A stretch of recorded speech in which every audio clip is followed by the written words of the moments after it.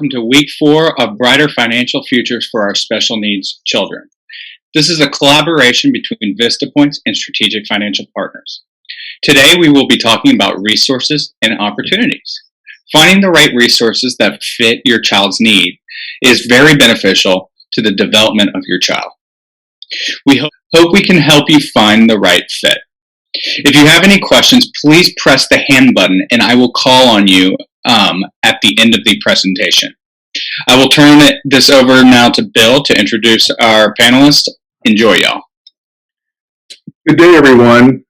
I'm Bill Emmerling, and I'm with Vista Points Special Needs Trust and Resource Center. I'm a public relations marketer for them out in West Tennessee in the Memphis area. I'm going to introduce both of our co-presenters right now, and I want to first introduce Carolyn Fleury. It's my pleasure to introduce her. She is a financial advisor and associate with Strategic Financial Partners, where she advises clients on how to protect their assets, grow their assets, as well as plan for tax-efficient retirement. And right now, Teresa, my counterpart, Teresa Law, handles basically mid-Tennessee and eastern Tennessee. She was born and raised in Middle Tennessee and joined the Vista Points team in 2017, bringing with her over 20 years of experience in healthcare. Her public relations and marketing background complements the Vista Points vision to raise awareness, provide education, and promote advocacy with regards to special needs trusts. Teresa came to Vista Points looking for the opportunity to work with children and families living with disabilities, while educating our communities on the benefits of special needs trusts and other resources available to them. Please welcome Teresa Law. Thank you, Bill.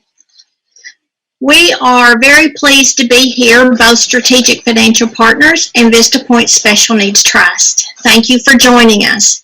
Today, we're going to talk about the many types of resources available to families who have a child with special needs or a disability.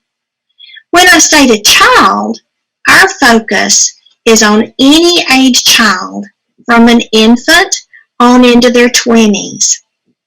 After the list of resources is reviewed, our focus will change to where to begin, and that is with careful planning. To start off, I'd like to tell you a story about a grandfather who became the legal guardian of his 14-year-old granddaughter. I hope this story will help you see that we can all use some help sometimes. The grandfather was 86 years old when he gained a guardianship of his granddaughter. This was due to his daughter and her husband being arrested, and they were actually convicted of producing meth, and they both ended up in jail. This daughter had diagnosis with special needs. After a year or so, the grandfather saw the need to have his granddaughter interact with others. She needed to develop social relationships, learn day-to-day activities of daily livings, and possibly move into a group home when he passed away, or even before, to prepare for that time. The grandfather sought guidance from a financial planner and established a third-party supplemental trust to financially care for his granddaughter after he was gone. Planning absolutely made the difference. Our agenda for today, as you can see from the story I told, life does throw us some curveballs along the way.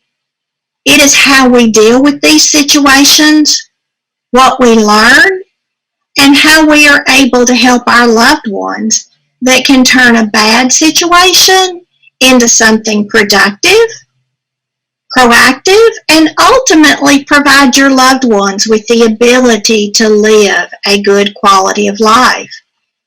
Today, I will look at several of the resources that are available across the great state of Tennessee.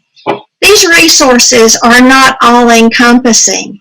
There are many, many resources available to you.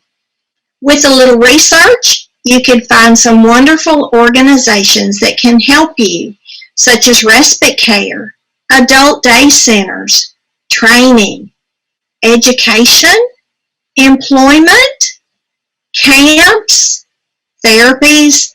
The list can go on and on. This is your time to not only focus on your loved one, but also on yourself. Let's take a look at finding balance on our next slide. Finding balance in your life when you're caring for a child with special needs is like walking a tightrope, one faltering step, and everything can fall apart. And we know this is how our parents feel.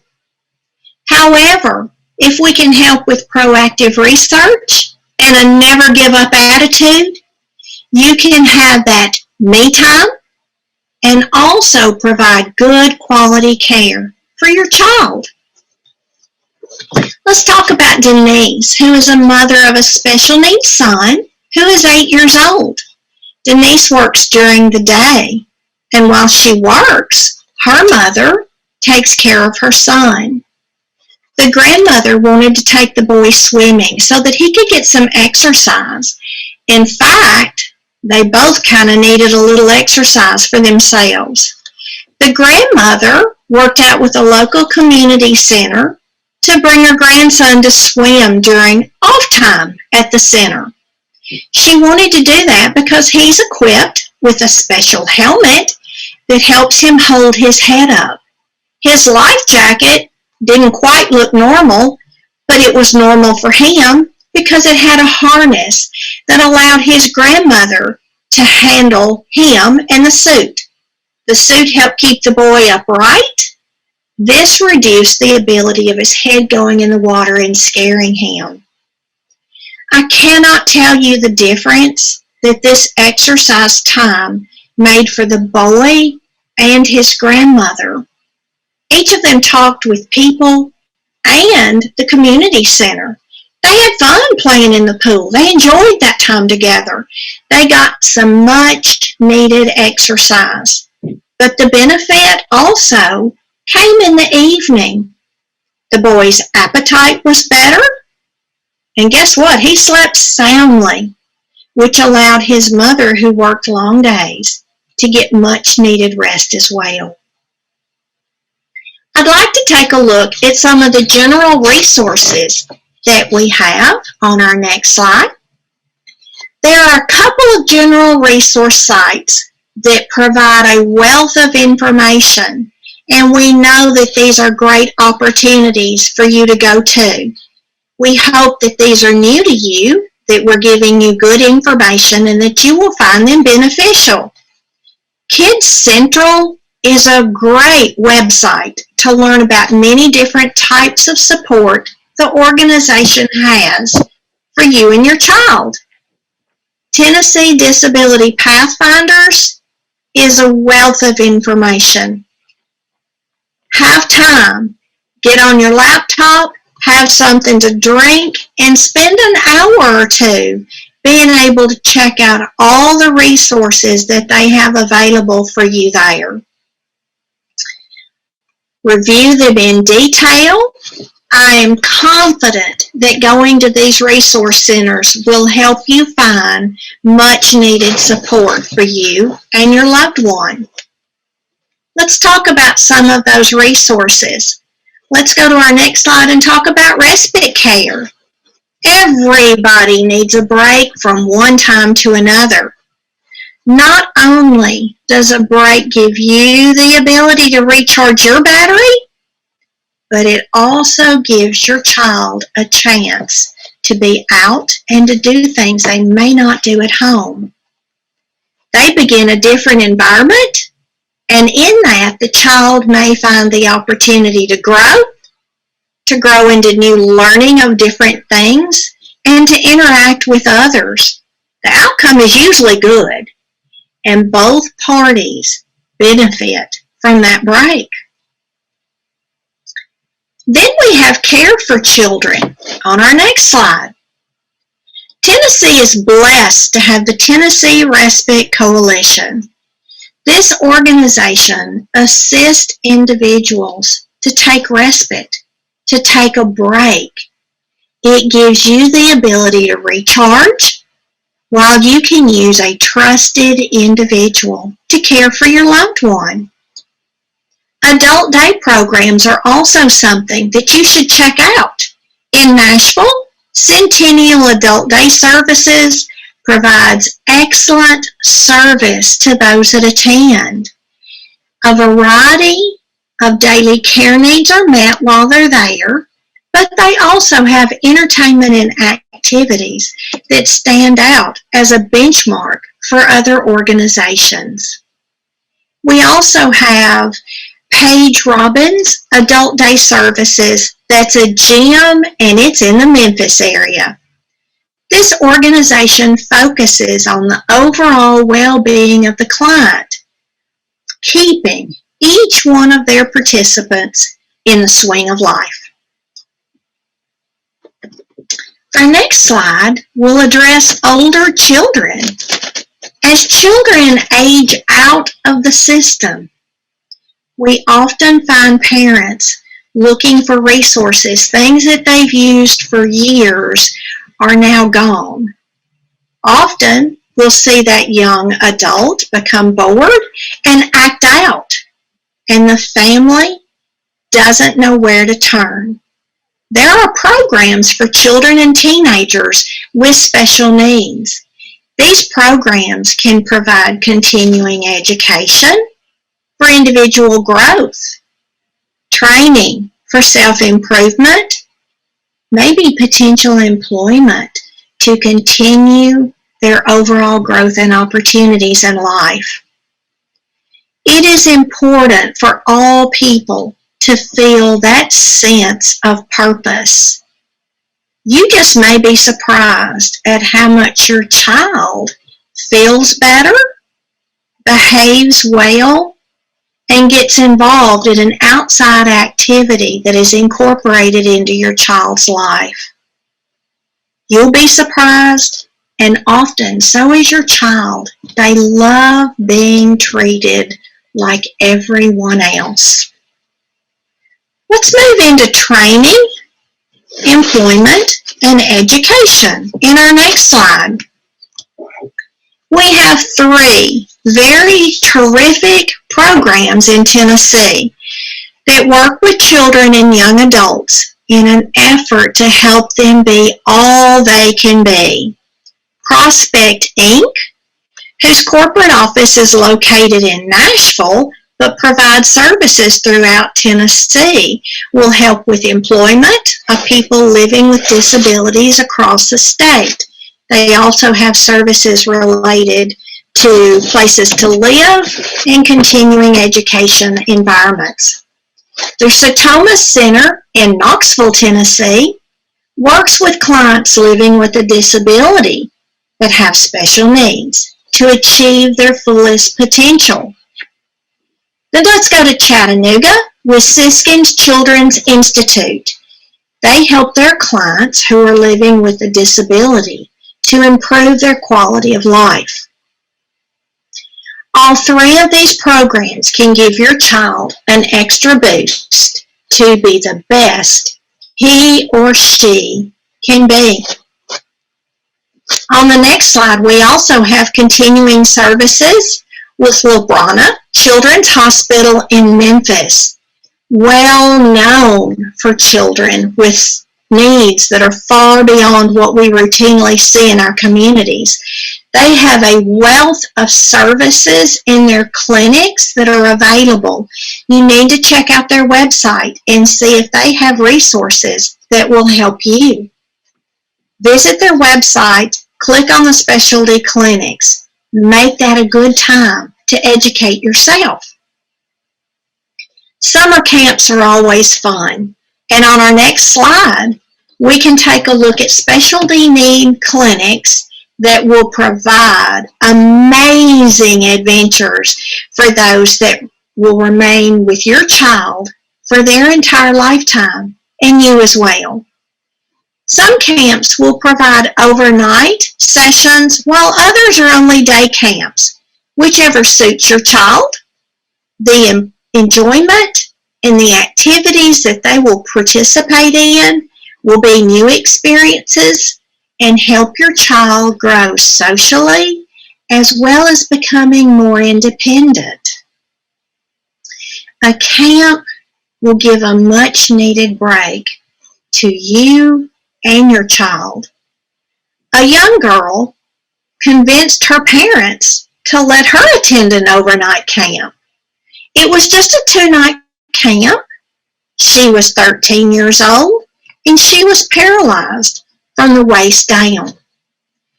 She needed assistance in dressing and toileting, but this girl had a positive attitude and was ready to take on life.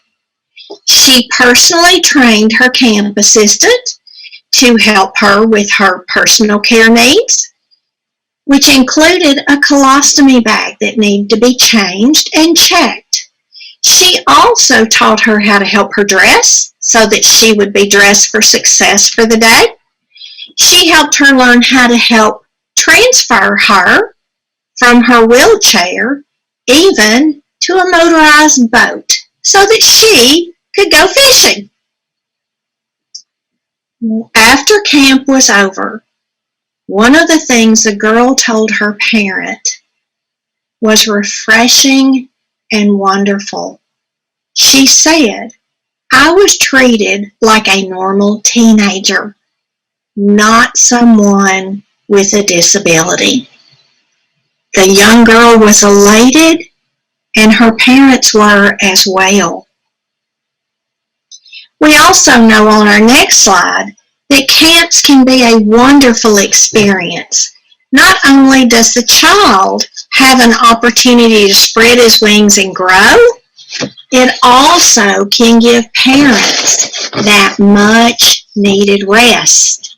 There are all types of camps across Tennessee. We encourage you to visit Very Special Camps for a list of camps open this year. Therapies on our next slide can be a big difference in the life of a child living with special needs. Ongoing therapy changes that life. It helps that child to develop emotionally, physically, psychologically, and have good social growth. On our next slide, we need to understand that therapy does not always mean stretching and exercise alone. It can be a lot of fun for the child living with special needs. There's a couple of groups we want to tell you about. One is Project Play Therapy. It focuses on sensory therapy. Sensory therapy is great for a child living with autism. It helps them learn to work with the difficulties that they find in life. The next one is Special Kids. It was founded in 1998 by Carrie Goodwin and her father. Carrie was working in an outpatient rehab and saw children with special needs who were doing well with their therapy until insurance ran out and families could no longer pay for those services. Together, Carrie and her father Dick, along with many other family members and friends, began envisioning a facility where special needs and mentally fragile children would not be turned away simply because of their ability to pay. Rather, they were embraced with Christian love and healing. Kids Out and About has a newsletter you can sign up for to receive. They have tips in it every session, and it's a wonderful thing for you to take a look at and find things that you can do with your child and resources that are also available. Flip for Function? Hey, it teaches with adaptive gymnastics and occupational therapy. The organization provides children with special needs the ability to thrive and develop a sense of achievement. My next slide is my favorite, horse therapy. There are 3 excellent facilities in Tennessee. Each organization provides children and youth living with disabilities the opportunity to grow and develop through therapeutic education and recreational activities with that new friend that they find. With our next slide, we find that we're looking at the first place to start. When you're looking at providing financially for your child that lives with the special needs, your first contact should be your financial planner. With us is Miss Carolyn, and I am confident that our audience is eager to learn more about financial planners, what they do, and how they help families with special needs. Carolyn, I would love to turn this session over to you now. Thank you so much, Teresa.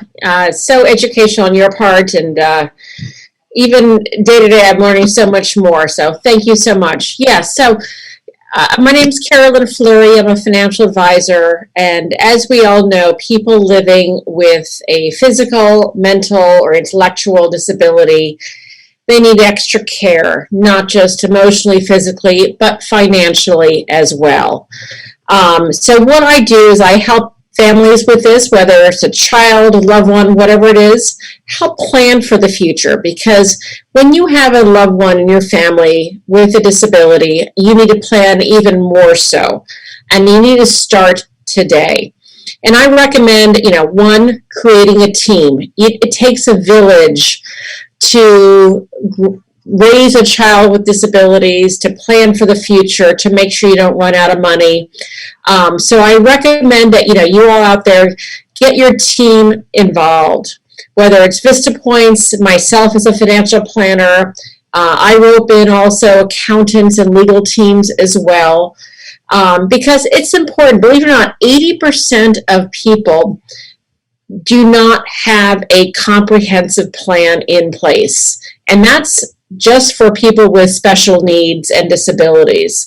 It's kind of scary in some respects. So not to scare people, but it's important to start now in terms of creating a plan.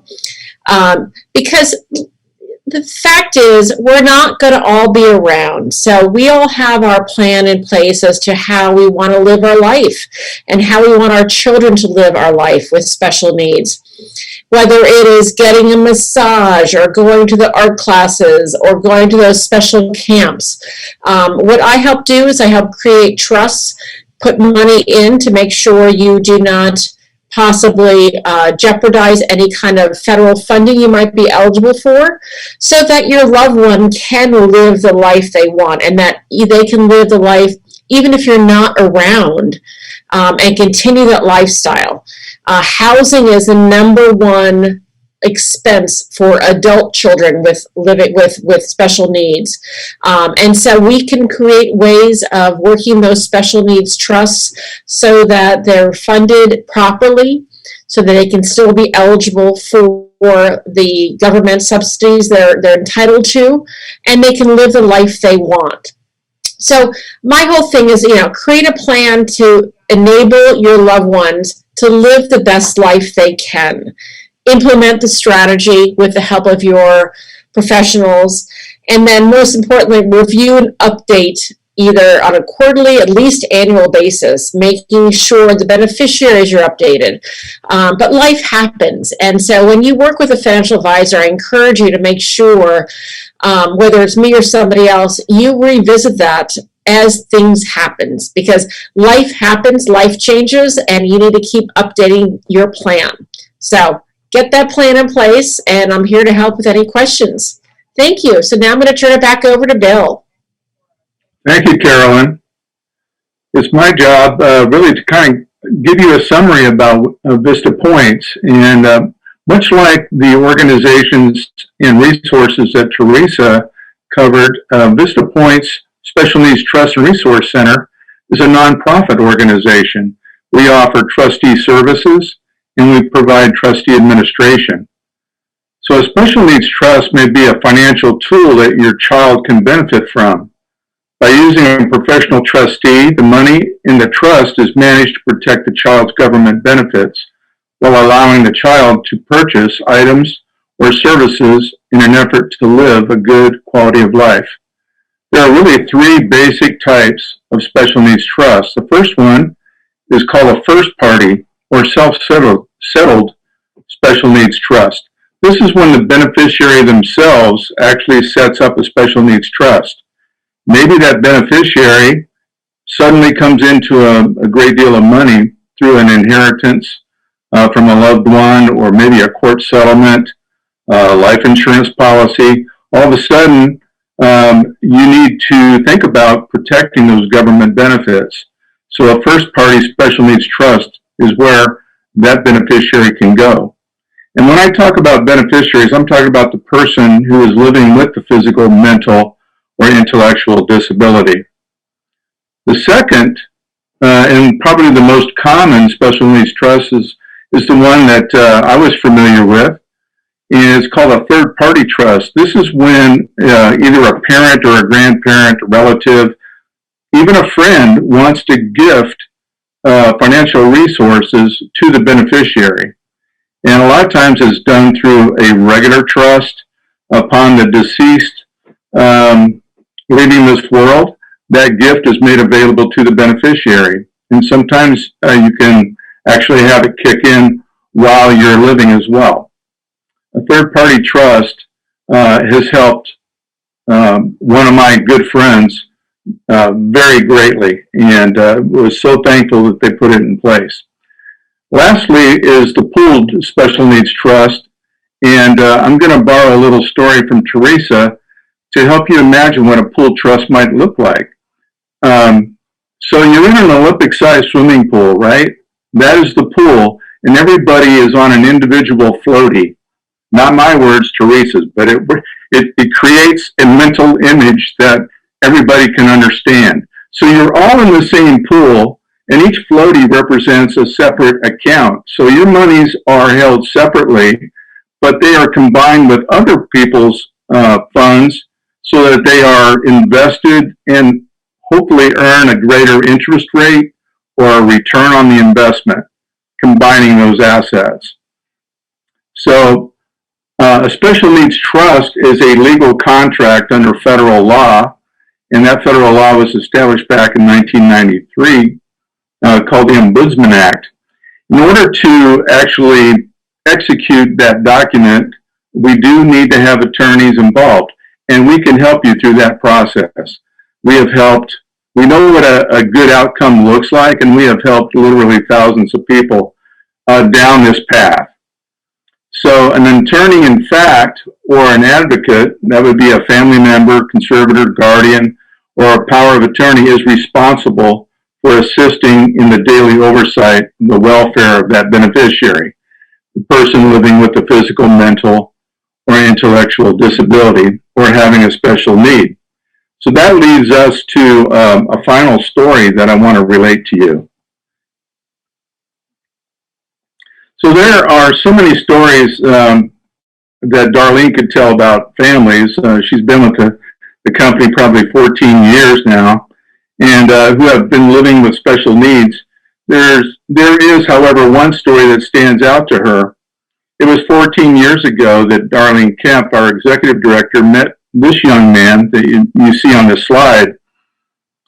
She knew that this man's story could make a world of difference to the family. And the outcome of the story placed an indelible memory on Darlene's mind. If they would listen to what this man had to do, let me share that story with you. Essentially, this young man had cerebral palsy. His grandfather dies, and the man inherits $100,000. His government benefits pay him for all of his medical care, totaling over $85,000 per year. If the man accepts the inheritance, he will lose his government benefits. He will use the $100,000 to pay for his food, clothing, and shelter and all the health-related needs. The man will have a waiting period after the money has been spent to requalify for the government benefits again. His option, he thought, was to renounce his inheritance and keep his Medicaid. There have been many times when a family member tries to provide financially for a loved one. The generosity is wonderful. However, the potential cost to the family member may affect the receipt of government benefits for years to come. This young man received $100,000 from his grandfather, as did the 3 other grandchildren. Because the man was disabled, if he accepted the inheritance from his grandfather, he would lose his much needed government benefits. The young man did not know about special needs trusts, and he ended up renouncing the inheritance so that he could maintain his government benefits.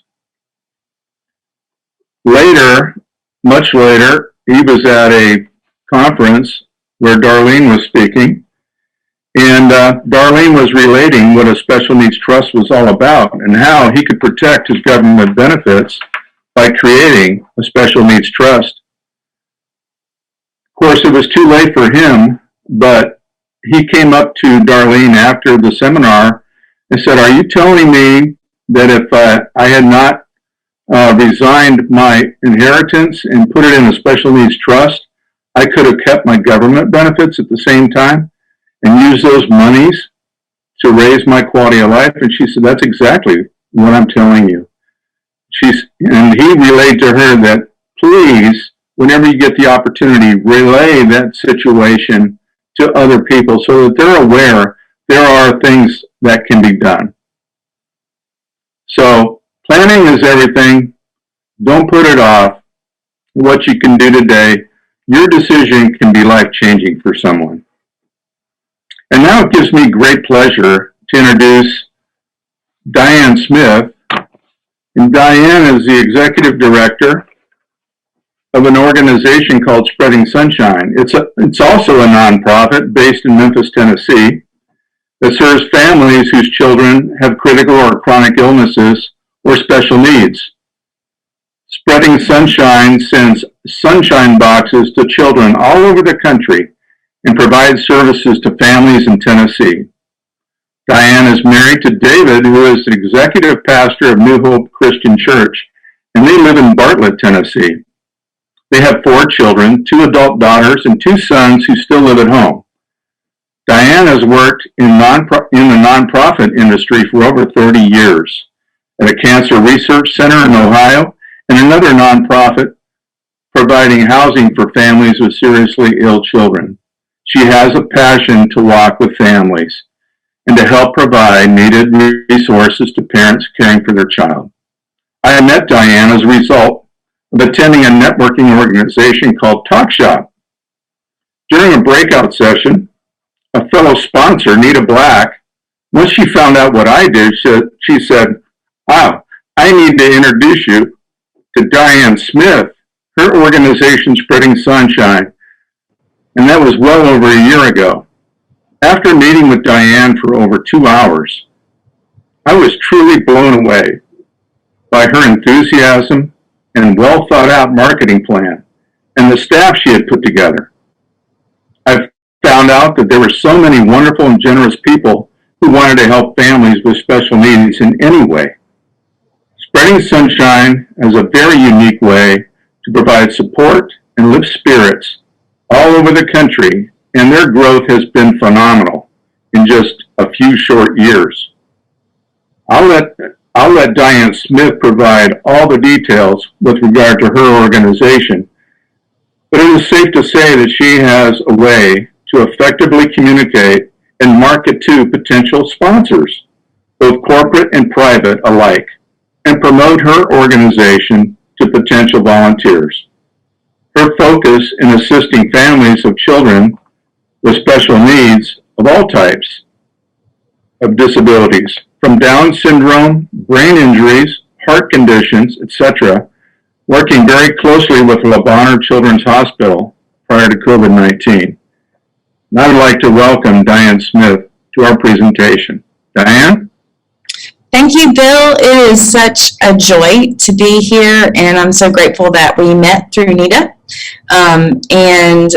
You really did a great job introducing Spreading Sunshine. We are a nonprofit organization, and we do look for ways to really encourage and walk with and provide resources to parents as they're caring for their children. I mean, we have a real simple way to send sunshine boxes.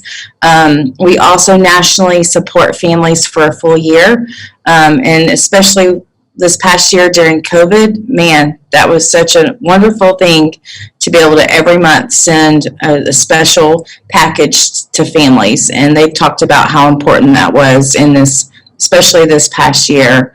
It's my privilege to get to introduce you to Abigail Sacran. We're going to see her on video in just a few moments. And really, Abby, she's the founder of Spreading Sunshine. And she is a mom who, she's going to tell her story, so I don't want to give it all away. But she has two young children, and the story that she's going to share is personal. But what I love about her story is that through her own personal experience with her son and his birth, and you're going to hear all about that, is that through that, she saw a need. She saw needs among the families that she met in the hospital, and she took action. She did something about it. And I think that's one of my favorite parts of Abigail's story, is that, it's inspiring to us all to look for ways to see needs and look for ways to provide support and encouragement to other people. And really, that's kind of what Spreading Sunshine is all about. We're here to walk with families on their journey and to be an encouragement to them. So I will let you meet Abby, and she is absolutely wonderful. Having us today and for coming to talk to us so we can share our story. I love talking about Spreading Sunshine and about what we do and about serving families. I always tell people that Spreading Sunshine began unintentionally. It was never a goal of mine to start Spreading Sunshine. The story began really when I was pregnant with my second child. Two children. Lily, she's 11 now, and David is 7. But at the time when I was expecting, Lily was 3.5, and she wanted to name the baby Sunshine. And we thought it was adorable. And so we called the baby Sunshine while I was pregnant with him. I had a completely normal pregnancy, no complications or indications that there would be any issues. David was born here in Memphis, and shortly after he was born, we realized that everything was not completely normal. His oxygen was low. He was turning blue around his mouth. When he cried, of course, the doctors and nurses were concerned. So about 12 hours after he was born, they suspected that he had a congenital heart defect. So a cardiologist from Lebron came to Methodist Hospital and did an echo, and we found out that he had a very large hole in his heart. And they told us that would require surgery. Hopefully we could wait until he was 3 months old. And they wanted us to transfer to Lebron Children's Hospital to observe him for a couple more days, just to make sure he was stable. So my husband and David were transferred to Lebron, and I went a few hours later. And so we found ourselves in a position that no parent ever fully expects to be. We hear or see 6 children, but that's not supposed to be our situation or our experience. Of course, I was just a mess. I had just had only been like 12 hours since I'd had the baby, and they're wheeling me in like this little cart. It wasn't even like a wheelchair. It was more like this cart, and I'm just sobbing. And David's already in the little hospital bed. He's hooked up to all these monitors and wires, and so I didn't know it at the time, but when my husband and I got there with David, they had told him that they suspected Down syndrome. And my husband said, if he has Down syndrome, then we will obviously love and take care of him, but don't tell my wife right now. I don't think she can take it. So I didn't know anything about the Down syndrome. So the next morning, I was holding the baby, and the geneticist came in and said, "Let me look at this baby." And she said, "Yes, I agree. This baby has Down syndrome." And I was just floored, honestly, devastated. The little boy, the baby that I pictured, felt like those dreams came crashing down. So, I just looked at Lewis and I said, "What are we going to do?" And he said, "Well, we're going to take him home and love him like we do Lily." And of course, that's what we did. And, today he's just David. So, there we are at the hospital with, we knew we would be facing open heart surgery. We knew he had Down syndrome. And then, when he was 4 days old, he was diagnosed with a colon disease that required immediate surgery. So he had colon valve surgery when he was 9 days old. So there we were in Lebron, the NICU, for 6 weeks. And while we were there, people could not do enough for us. We lacked for nothing. Snacks, money, meals, people taking care of Lily, taking care of our yard at home. Taking Lewis to get haircuts. We lacked for nothing. And until this time, I really just lived in a bubble of healthy children. I never been around children who were sick. But when you're in a children's hospital the size of Lebron, that's all you're surrounded with. You're surrounded with sick children and hurting parents. And so our eyes were just open to this whole new community of hurting people who this is their life.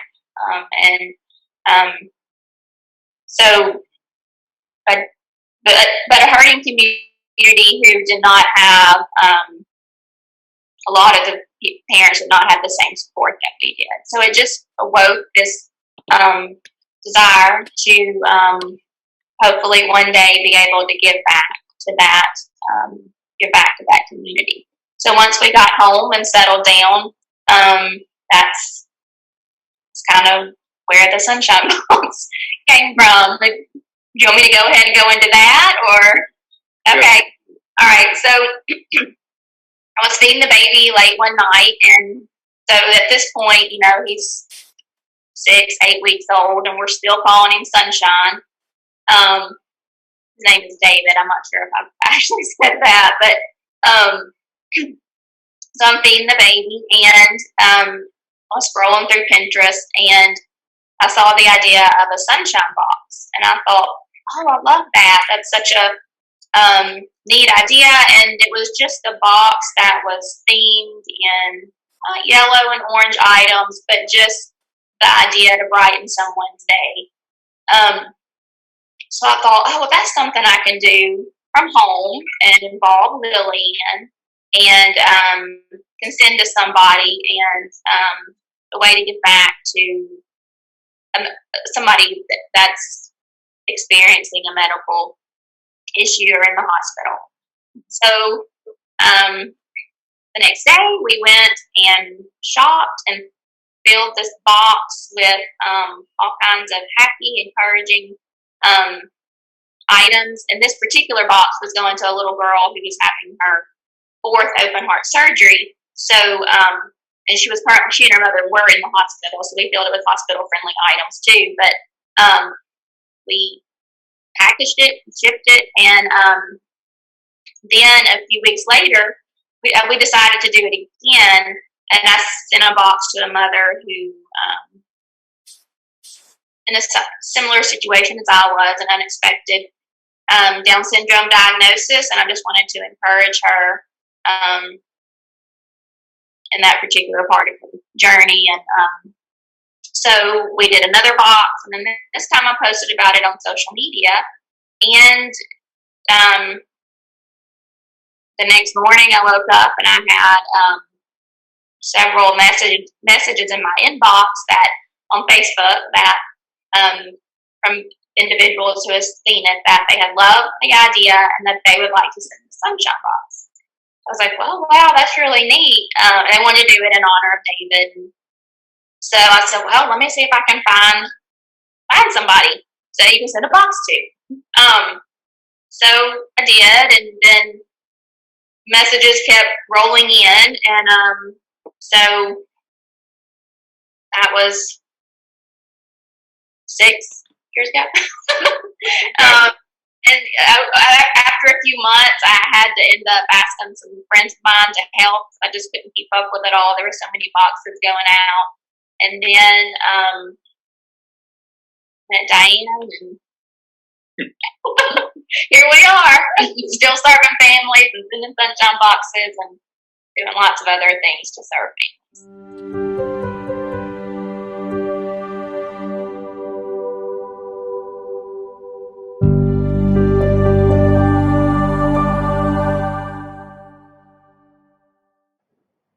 Thank you, Diane, very much. And Tyler, I wanted to find out, do we have any questions from our attendees or email and phoned in preparation for this presentation? It looks like we don't have any hands raised at the moment, but we did have some questions emailed in beforehand. I guess the first question is for Diana. I don't live in the Memphis area, but I would like to volunteer in some way. Is that a possibility? Yes, absolutely. You can go to our website, spreading-sunshine.org. There's a tab at the top that says Get Involved, and we have great opportunities to serve from home. We have some DIY things that people can do, and we actually have volunteers all over the country, so there's lots of different ways to get involved. Right now we're in the middle of It's All About a Birthday. David will turn, Mr. Sunshine will turn 8 on May the 4th. So we have volunteers all around the country making handmade birthday cards. One of the ways that we serve families is we celebrate the birthday of every member of the family in our year of sunshine, not just the child, but also the siblings and the parents. So as you can imagine, we send a lot of birthday cards. So we're currently collecting birthday cards. The other new thing that's opened up since the last time I think we talked, Bill, this is new.